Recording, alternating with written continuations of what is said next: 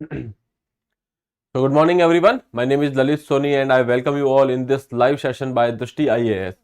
As usual, we'll be taking a look at Indian Express of the day, and then we'll discuss few important articles which can be asked in your exams or which can be important for your exam point of view. So let's see. We'll start with the practice question as usual, which was given to you in the last session, and then we'll discuss the answer of that question, and then we'll move forward with the articles of the day.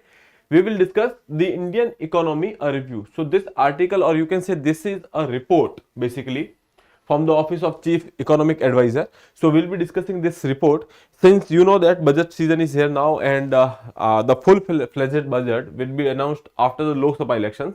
So we'll be having an interim budget, okay? And every year as a convention, before the budget is announced, we have this economic survey announced by the announced in the parliament. So this time we won't be having that economic survey because that economic survey will be released before the Lok Sabha, before the budget session, whenever after general election budget will be passed, okay? So ultimately right now we won't be having economic surveys, but there is this report which will give you an idea, or you can say a review by chief economic advisor. So he has given this as a review, and he has made it clear that it is not a economic survey, okay? Then controlling fertilizer prices. So we'll be talking about control of fertilizer prices. Government has made some policy changes. We'll be talking about that, okay? And then Islamic resistance of Iraq. So there is this group, that is IRI, which has been in news because of the attack on US bases in Jordan, okay? So the responsibility of attack has been taken by this particular outfit, and they have said that they were responsible for that particular attack. So we'll be looking at this Islamic resistance of Iraq and why this new outfit has come up in the recent years, okay? Then we'll be talking about Enforcement Directorate. So basically there has been many news related to ED, okay? But the thing is, there was no exclusively, if you see all those news, you won't be realizing that these are important for us or not. So that is why we'll be just discussing the institution, that is ED, okay? Then international affairs, and then we'll move forward with the two articles which are very small and simple for your own read, and we will see some practice question for you, okay? So let's take a look at the front page of the newspaper today. Here you can say beating retreat, okay? So beating retreat ceremony is a ceremony wherein we can say that this is the last ceremony of our Republic Day celebration. So here you can say that beating retreat ceremony marking the end of the Republic Day celebrations, okay? And afterwards here there is some RTI report by Indian Express, so we don't have to go into details of it. But then here you can say finance ministry says GDP to grow at 7% plus and touch $5 billion, that is $5 trillion mark by the end of 3 years, and that would be you will be the fifth largest economy, okay? That is third largest economy. We are already a fifth largest economy right now. So now this particular article is about the review which we are talking about in the introduction session. So we'll be talking about this article in details, and then we have this government brings non-urea fertilizer under price control, fix profit margin, okay? So this is somehow government is trying to control the prices of these fertilizers. So we'll be talking about this article as well, okay? So now let's start with the practice question which was given to you in the last class. Operation Sarva Shakti and Sarp Vinash are in news. They are related to options for Red Sea and Gulf of Aden area, B Manipur region, C India Myanmar border, and then Jammu and Kashmir region. So basically when we are talking about this Sarp Vinash, this operation was initiated in 2003 against the terrorist activities in the south of Pir Panjal, or you can say Rajouri and Punch area. At that particular point of time in 2003 to 2005, our army has sanitized this area using this particular operation, that is Operation Sarp Vinash. Even the local communities of that particular area like Gujars and Bakarwal, they have supported the army, okay? Because of which there was a prevalent, or you can say peace was prevalent in that area for like 15 years, okay? Now recently there were some attacks again, and because of which army is going for Operation Sarva Shakti again. This operation will also be on the lines of Sarp Vinash, okay? So that is why these two operations are important, and they are done in the Jammu and Kashmir region, or you can say across the LOC area. Here you can see this area of Rajouri, Poonch, okay? These are the area where recently we have seen some attack. Here you can see there are Pir Panjal. We have this Himalayan range, that is Pir Panjal, and we are saying that south of Pir Panjal, that is Rajouri and Punch area, we are seeing this terrorist activity, and now we are going for this Operation Sarv Shakti. Okay, beyond this Pir Panjal, we have the valley region here. Okay, earlier terrorism was prevalent in that region as well, but right now we are focusing on this region and we are trying to sanitize this region from terrorist activities. Okay, now moving further,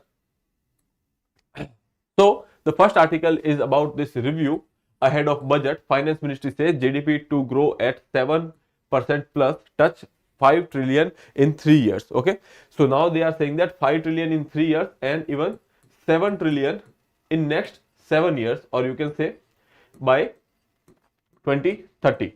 Okay, so basically our target is to go for 5 trillion in 3 years and become the third largest economy in the world. Okay, so let's have a look about on this article. Here you can say the Indian economy is likely to grow at 7% in the coming years and expected to become the world's third largest economy in the next 3 years. Okay, now with a GDP of 5 trillion driven mostly by the domestic demands and the investment infrastructure as well as supply side measures. Okay, so basically when we are talking about why we are aspirant, or we are thinking that we will be touching this particular mark, that is because we are saying that it will be driven by the domestic demand. We have a huge market, okay, and that market will create demand, and because of which our economy might boost. Other than that, we have certain things or to our advantage, that is demographic dividend, etc. So all these things are factors which will lead us to a mark of 5 trillion. Okay, other than that, supply side measures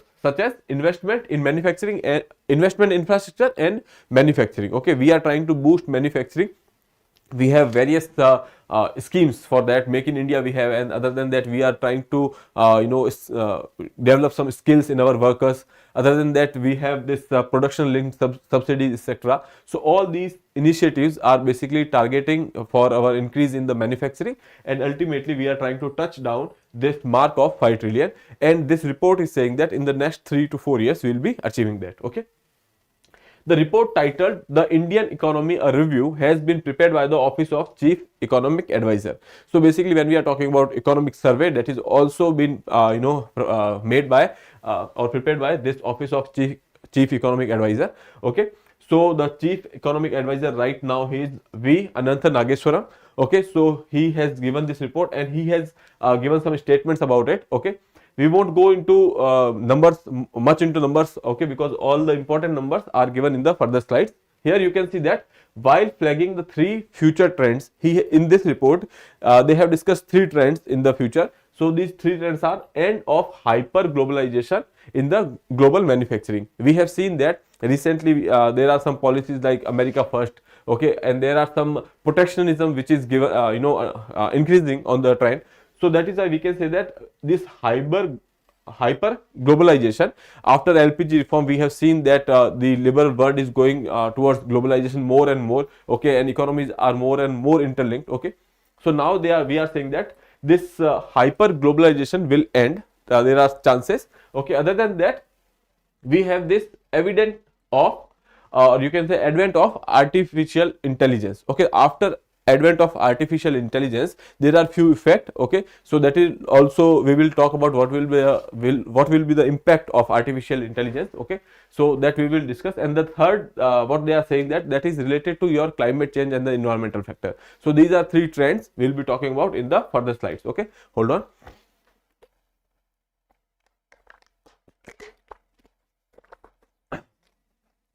So when we have a look at the article, here they have said that Survey of India, Economic Survey of India is prepared by the Department of Economic Affairs before budget is finalized.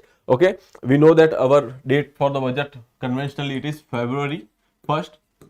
Okay, and before that this economic survey is announced, but this time since we are not going for the full-fledged budget, so that is why economic survey won't be announced. That will be announced before the full-fledged budget. Right now we have this particular report. Okay, so the chief economic advisor has made it clear that this is not economic survey. Okay, now second thing is elevated risk of geopolitical conflicts in the area, or you can say that in the regions like Middle East, etc., or the West Asia, we have seen that there are conflicts going on, be it Israel and Gaza related issues, and when we are talking about issues in the Red Sea, all these geopolitical conflicts, Russia, Ukraine, they will have an impact on the economy world over, and even on the India's economy as well. Okay, so that is one thing. Other than that, global economy is also struggling with the post COVID effects. Okay, since we have seen that the supply chain has been broken in that particular point of time, and from then we are still trying to recover. Countries like China, which is an important part of supply chain, which is going through a slowdown recently. Okay, so all these factors has been discussed in the report. Other than that, they have talked about these three trends related to hyper globalization. As I told you, there are chances that this globalization effect or the hyper globalization effect will wear down in the coming years. But the thing is, there are chances that it might not, in a drastic way, but in a slow way. Okay. Other than that, emerging use of AI which also pose some threat, because world over, when we are talking about, there is this boom related to artificial intelligence, and when we are talking about India, India is a service provider country, or you can say India exports services. Okay.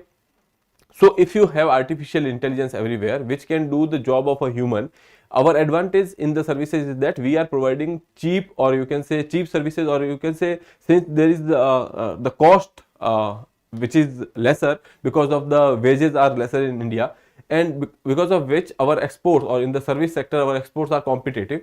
But once this factor of cost effectiveness gone, with the help of the artificial intelligence, or the countries which are having edge on the artificial intelligence, if they are going for lesser workforce, ultimately it will impact the India's export in service sector. Okay, so that is another concern. Other than that, there is a concern related to job losses. Employment related concerns are also being flagged when we are talking about artificial intelligence. And third factor here is energy transition. Okay, so when we are talking about climate change, we have this fear of change in the temperature, rising temperature world over. So most of the developed countries are saying that developing countries should move away from the fossil fuel economies. Okay, but the thing is, for moving from the fossil fuel to clean engine, or you can say fuel, we should have some kind of technology. Okay, and we are dependent for the funds and the technology transfer from the developed world, and they are not doing so as of now. Okay, so because of which there is a pressure on the developing countries to move from this fossil fuel based economy to cleaner fuel. But the thing is, this support is not being provided by the developed world. Okay, so that is also an area of concern. Other than that, when we are talking about funds related issues, okay, so that is also a issue when we are talking about transfer of transfer from fossil fuels to clean fuel based economy. Okay, so that is also a concern which has been flagged in here. So when we are talking about India, now the thing is, in the case of India, when we are talking about, these are the global challenges which we will be facing. But in case of India, we have done certain things in the past, because of which we might get the results, or you can say reap the results of those reforms. Okay, when we are talking about building of infrastructure, in the past few years we have been spending a lot on the public infrastructure. We have managed to go for the digital public infrastructure. Other than that, also when we are talking about highways, roadways, etc., rail links, you can say trans-sea links, all these things we have developed in the past. Okay, and whenever there is a public spending on infrastructure, the private investment will also crowd it. Okay, once the basic infrastructure is built in an area, private players will also enter into that area. Okay, so that is one important thing. Other than that, when we are talking about environmental related issues, so one thing is clear, that India is doing good on that front. Okay, when we are talking about our nationally determined goals, also India is doing fairly well on that. Okay, so that is also not a big cause of concern as of now. Okay, so all these things has been discussed here. As I told you, union government has built infrastructure, public sector capital investment has been there. There is the rise of 3.3x when we are talking about the length of the highways, freight corridors, number of airports, metro rail networks, trans-sea links, all these things they have been paced up in the last few years. Now another thing here which is discussed here is that financial sector. Okay, when we are talking about financial sector or the banking, Report says that we are doing good on that front as well. When we are talking about our balance sheets, etc., they are also looking good. Other than that, when we are talking about the household savings, that front is also covered. Okay, under that Jan Dhan Aadhar, you know that Jan Dhan Yojana, all those yojanas were for your financial inclusion. Okay, and in that regard, we have opened a lot of bank accounts, and we have seen that there is nearly 2.1 lakh crore rupees deposited in that account. So we are saying that even when we are talking about household savings also, we are covered on that front. When household has more income, they will go for more spending. Okay, so ultimately this when a household has the income to spend, demand will be created, and that is what we are saying, that our economy will be driven by the demand. Okay, so all these factors we have seen. Other than that, here we have another thing which we have discussed, as I told you in the earlier here, that there was some post COVID effect. Okay, but the thing is, Indian economy has recovered fast from the effect of the COVID because of the vaccination drive at the large scale which has been done by the government of India. Okay, so at that front also we are saying that in when we are talking about in relative to the global economy, that is not yet recovered from the effect of the COVID, but Indian government has done well on that front because we have taken steps like vaccination, etc., in the earlier stages also. Okay, so that is another thing. Other than that, as I told you, there are geopolitical issues that will be a cause of concern right now, because for our oil based demands, etc., we are dependent on the Red Sea area, because most of the oil recently, or you can say cheaper oil from Russia, is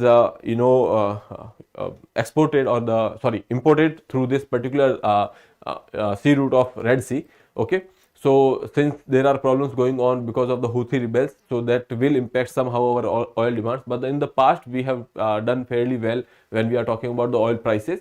Okay, so we have somehow got oil at the cheaper prices because of the Russia-Ukraine war. And then recently we have heard that Venezuela is going for some kind of discounts on the oil prices, and India said that wherever we are going to get discounts, we will be purchasing oil from that. Okay, so all these things has been discussed in that particular report. So we have discussed that in detail. Here you can see it has all been written for you in the slides, in the point forms, so you can go through it. So projected rate, that is 7%, as I told you, and in the report it is even said that India has potential to grow even more than 7% in the coming years. Okay, so that is one thing, and we are expected to become the third largest economy in the next 3 years. Target is 5 trillion. Okay, geopolitical concerns we have discussed, how they will impact our economy.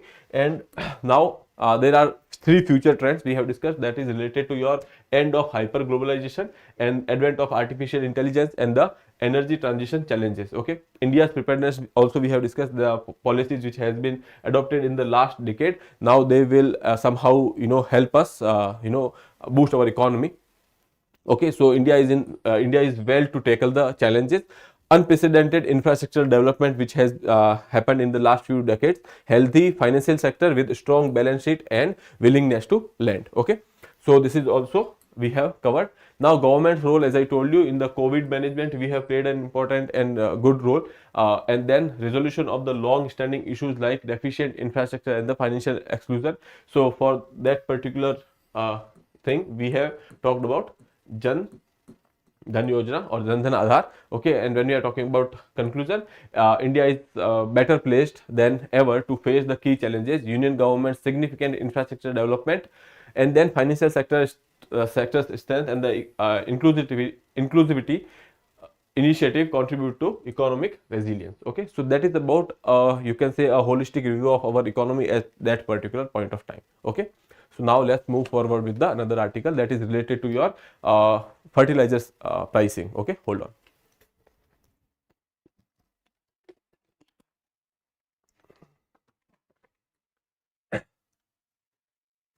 So government brings non-urea fertilizers under price control. So there is urea and there is non-urea fertilizers. So when we are talking about fertilizers, okay, urea is there, we know that, and then there are, other than urea, there are some non-urea fertilizer as well. Okay, when we are talking about urea, its MRP is directly controlled by government. Government has a policy wherein government will provide you the maximum retail price, and they have this cap. Okay, so urea's prices are covered under the, or you can say they are controlled by the government. Okay, then when we are talking about non-urea fertilizers, we have this nutrient based subsidy scheme. Okay, nutrient based subsidy scheme, on the basis of the proportion of the nutrients we have this subsidy schemes. Okay, now under this particular scheme, prices will be decided by the market.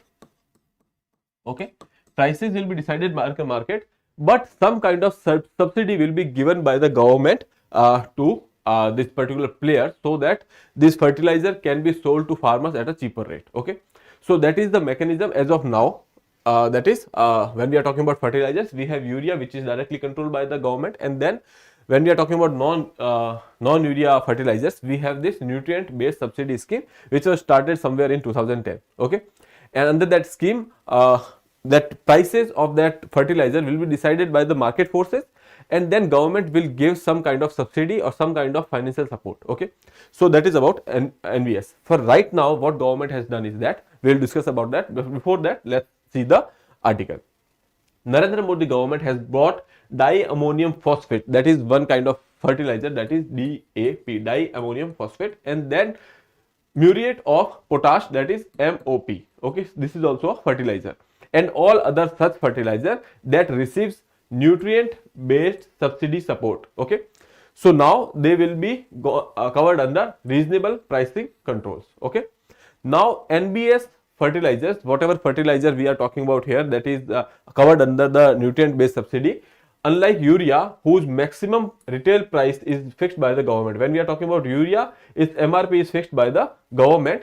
These NBS fertilizers are technically decontrolled. Okay, because market forces are deciding their price. Okay, but this scheme was, as I told you, this scheme was launched in April 2010, and their MRPs are supposed to be market determined or market driven and set by the individual companies selling them. Okay, now the government merely pays a fixed per ton subsidy to each of these fertilizer linked to their nutrient content or specific percentage of nitrogen, phosphorus, potassium and sulfur. When we are talking about this fertilizer, these are some macronutrients which are part of these fertilizers. Okay, so based on the percentage of these fertilizer, these nutrients, we are giving this subsidy. Okay, so that is about whatever current regime is there. Okay, now Department of Fertilizer has come up with a policy, and they have said that there is this guideline they have given. They have given a deadline, or starting from that particular date, that is April 1st of 2023.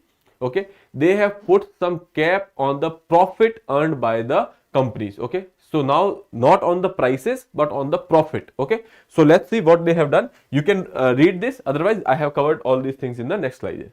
So now government has extended reasonable pricing control over to the DAP, MOP and other fertilizers which are receiving support under NBS. Okay, so government has gone for the reasonable pricing control. Okay, now unlike urea, which we have discussed, that urea is directly controlled by the government and MRP is decided by the government for urea.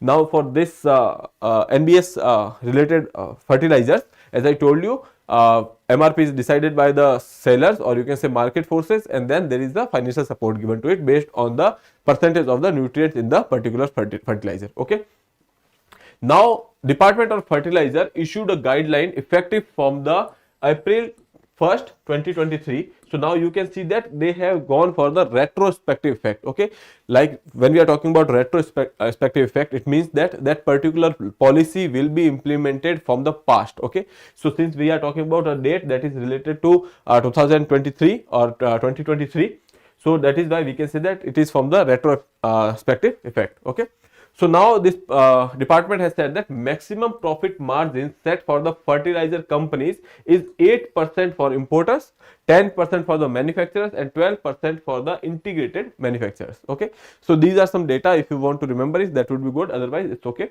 But the thing is, they have set a cap on the profit earned by the fertilizer companies. Okay, if you are an importer, that cap is 8%. If you are manufacturer, that cap is 10%, and if you are integrated manufacturer, that cap is 12%. Okay, now moving further, they have said that companies who has earned profit more than that, more than 10 or 12%, okay, they have to refund all that profit to the Department of Fertilizer, okay, and by the date of October 10.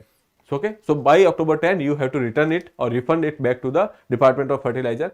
If you are not able to do that, you have to pay an interest of 12% per annum. Okay, so that is what has been decided under this particular policy. Here you can say the unreasonable profit which has been adjusted, or whatever profit Department of Fertilizer will get back, that refunds whatever they will be getting back, they will be adjusted against the subsidy which is being given to the NBS scheme. Okay, so that is one thing. New guidelines propose indirect MRP control. Here you can say that there is no direct control on the MRP. They are not saying that you have to fix the MRP on certain levels. They are saying that you have to fix your profit. More than that, you cannot go. So whatever is your cost, effective cost, you can go for 8% or 10% or 12% according to your category, and that is the profit you can earn on that production cost. Okay.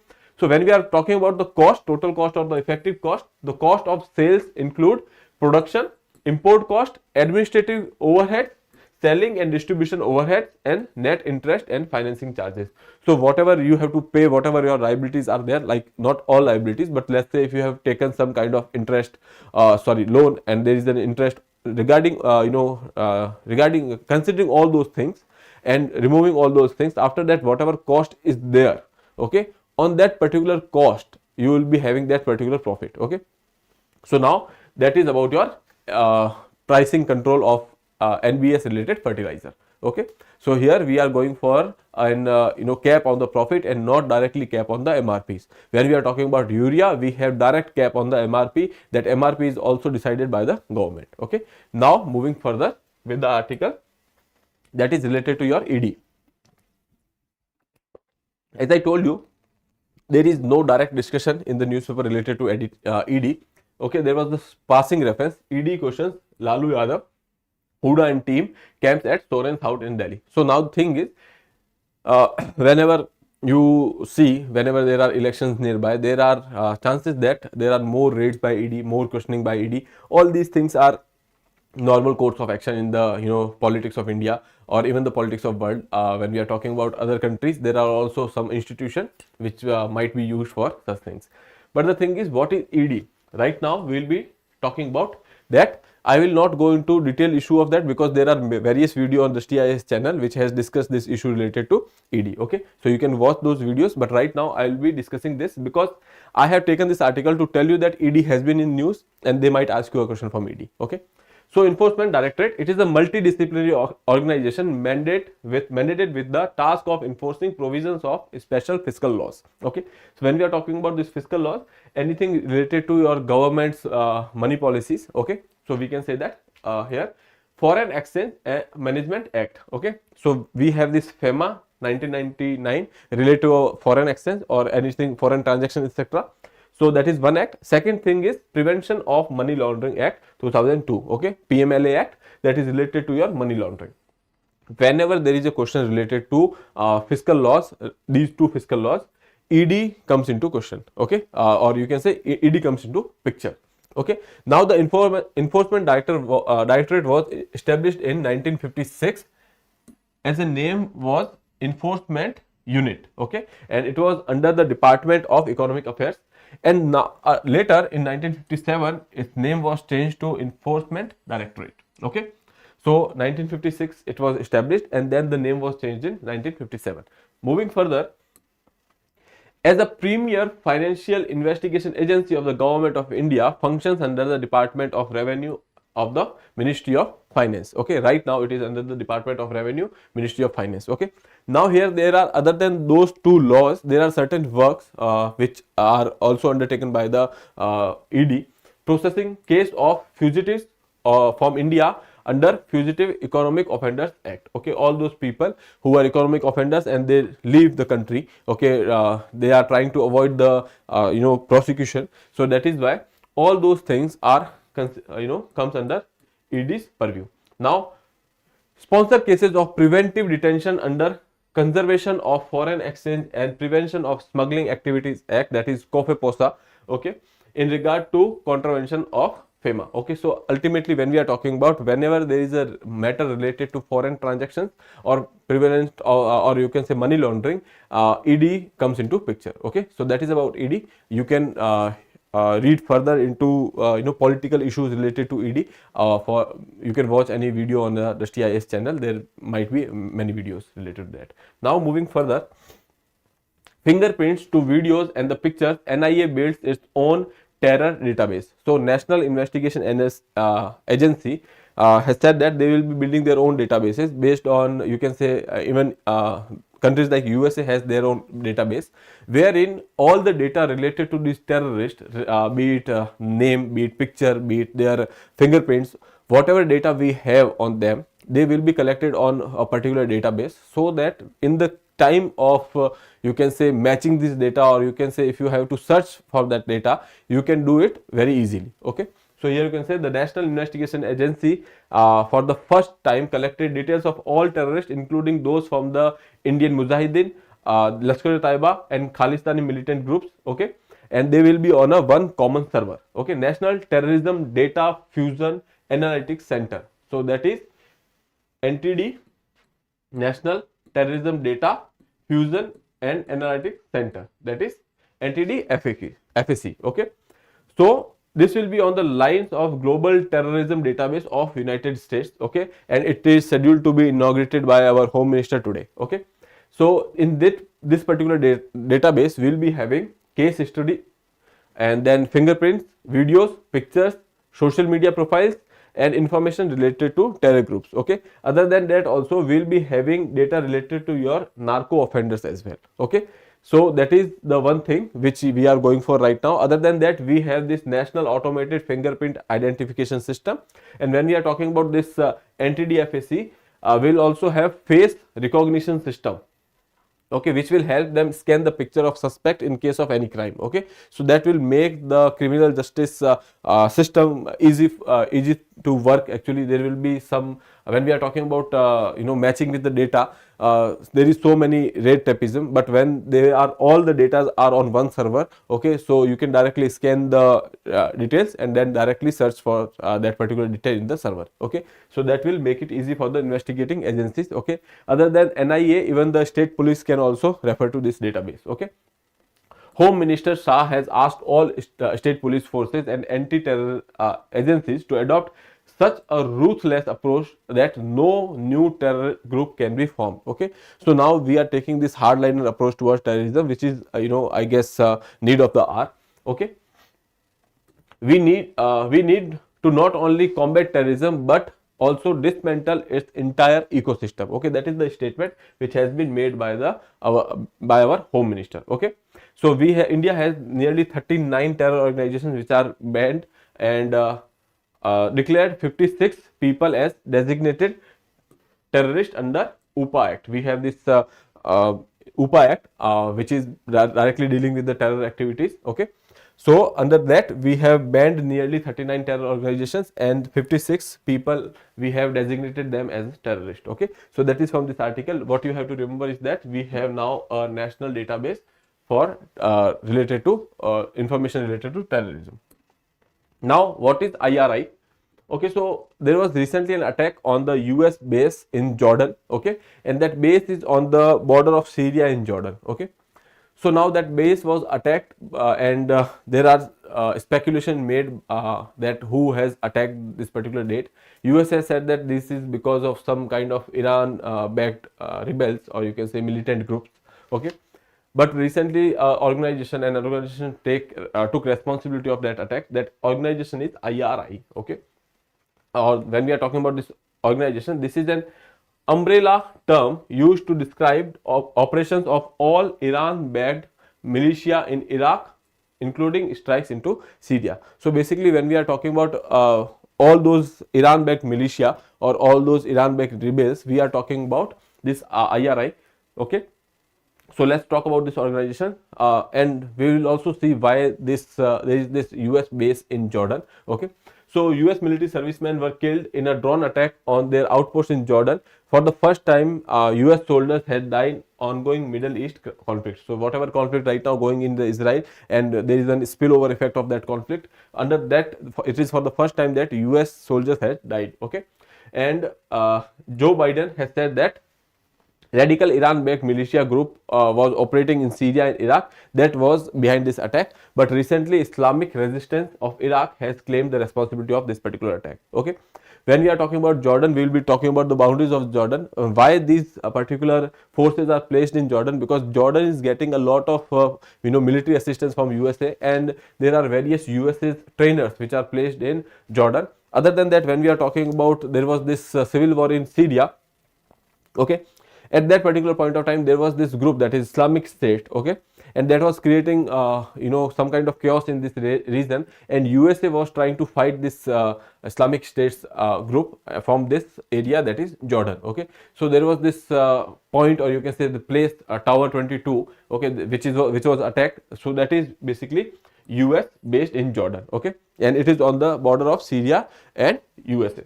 No, sorry, Syria and Jordan. Okay, so when we are talking about Tower 22, it is near the Al-Tanf garrison located in Syria. US troops used the garrison while fighting against the Islamic State amid that Syrian civil war. Okay, we have discussed all these things. The Islamic State of Iraq and Syria, that is ISIS, attempted to establish Islamic Caliphate amid chaos in the region. Okay, so that is about the ISIS. But right now, when we are talking what is about Islamic resistance of Iraq, in Iraq and Syria, US forces has come under repeated assault by this particular new organization or new outfit, that is basically backed by the Iran, and we are calling them as IRI. Okay, so that is your that is basically Islamic resistance of Iraq. Okay, now as I told you, this is an umbrella term which is used to describe an operation of all Iran-backed militia in Iraq, including strike into Syria. So when we are talking about in Iraq and Syria, whatever Iran-based or Iran-supported militia is present there, we are using this term for them. Okay, and now what are the concerns here? So various politicians or the Republican politicians are criticizing the President of United States. They are saying that they have taken a soft approach toward this militant attacks. So they have to go for a hardline approach, and they need to wipe out these militants from the region.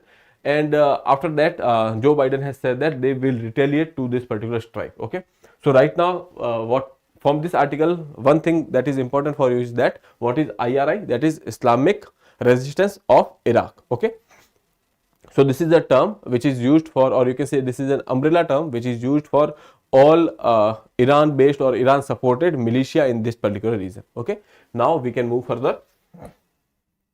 When we are talking about Jordan, we have this picture, and you can see the boundaries here. So we have this direct boundary with the Israel, and then we have this boundary with Syria. Okay, this part of Golan Height, which is under control of Israel right now, this is all this was part of Syria. Okay, and then we have this border with Iraq and Saudi Arabia. Okay, so small part of this territory of Jordan is also connected with Gulf of Aqaba. Ultimately, that is part of Red Sea. Okay, so that is boundaries of you can say Jordan. Okay, now moving further. Why some nations have paused UNRWA funding? Okay, so what is UNRWA? First, we can see that. Okay, so UNRWA stands for United Nations Relief and Work Agency for Palestinian Refugees. Okay, so this was founded in 1949 to provide aid to nearly 7 million people. 7 lakhs people in Palestine region after the Arab-Israel war, or you can say 1948 war with the Israel. Okay, so once this Arab-Israel war ended, there was this Palestinians which were displaced from their territories, their homes. So for their support, this particular group was there, which was founded by United Nations. Okay, so that group has been in news because recently Israel has said that some people, or nearly 12 personnel of this particular group, has been part of the conspiracy, or you can say has been the part of the attack which has launched by Hamas on Israel on 7th of October. Okay, So in that attack, there was involvement of these 12 personnel from UN RWA basically. So the thing is, the organization has said that these claims are having no water, or basically these allegations are false. But and out of 12, they have suspended the 9 personnel. Okay, but the thing is, few countries like USA etc., they are saying that they won't be funding this endeavor anymore. Okay, so now the problem here is that this particular support, or you can say this particular organization, is doing whatever work they are doing in the region related to Palestinians, or support they are giving to the Palestinians, that is based on the funding, and that funding is voluntary in nature, and which is been given by the various states or various nations to United States. Okay, once this funding is dried out, so they will have no resources to support the Palestinians in that region, and right now Palestinians in that region need it more than ever. Okay, so that is why it has been in news. Okay, so here you can say that the UN agency operates in Gaza, West Bank area, Lebanon, Syria and Jordan. In this area, whatever Palestinian peoples are living, they are providing support related to education, health, relief and social services, microfinance, and the emergency assistance program is there. Okay, UNRWA is funded almost entirely by the voluntary contribution by the states like USA. Okay, now after this Israel's statement, they are saying that they might go for restriction in the funding, and UN is kind of urging these countries to not to go for that, because one, that organization has said that they have not done it. Second thing is, they have suspended or they have taken action against 9 of the 12 people over there, and one person was already dead. Okay, so all these things are discussed in the news. Okay, now moving further. From the world page, you can say Biden vows to retaliate after deadly strike at Jordan base, which we have discussed right now. Okay, other than that, Israel releases paper against 12 UN staff accused of aiding Hamas. That is also we have discussed just now. Okay, now Maldives opposition party set to move impeachment motion against Moizu, President Moizu, which has been in news for a long time now. Okay, so there are chances that there will be a no confidence motion against, or you can say impeachment. They can move impeachment motion against President Moizu. Okay, so that is that is mostly because of the domestic politics over there. Okay, so we will keep a tap on that in the further newspapers. Right now, it is whatever you just have to remember that there is this development related to impeachment of President Moizu. Okay, whatever the results are, we will be discussing when they are out. Okay, now further, for your own read, there are some articles, or there are 2 articles which we have already discussed, that is related to rover data confirms ancient lake sediments on the red planet, that is Mars. Okay, so we have talked about this Mars rover, or NASA's Mars rover, that is Perseverance rover.